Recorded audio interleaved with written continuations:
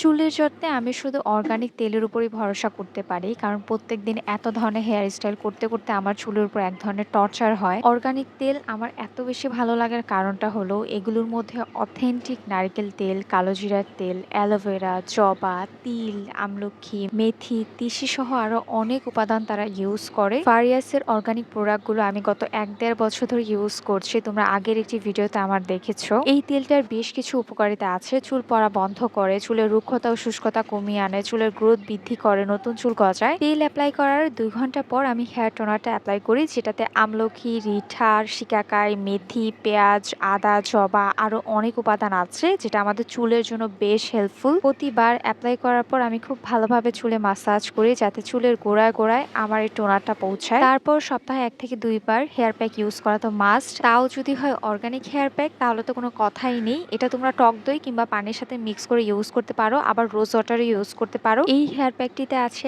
আমলকি, হর্তকি, বহেরা, জবা, পেঁয়াজ, তিসি, মেথি সহ আরো অনেক ধরনের উপাদান। হেয়ার প্যাকটা চুলে ৪০ থেকে ১ ঘন্টার মতো রেখে ভালো শ্যাম্পু কন্ডিশনার দিয়ে জাস্ট ওয়াশ করে ফেলবে। এটা হলো চুল ওয়াশ করার একদিন পরের ভিডিও। জাস্ট দেখো আমার চুলগুলো কি পরিমাণে হেলদি, সফট অ্যান্ড শাইনি লাগছে। পারফেক্ট একটা হেয়ার কম্বো এই প্রোডাক্টগুলো, যেগুলো আমি ফারিয়াস অর্গানিক অয়েল থেকে নেই। অর্গানিক প্রোডাক্টগুলো আমাদের চুলকে কখনো ক্ষতি করে না, যার জন্য চুলের যত্নে আমার এগুলো পছন্দ।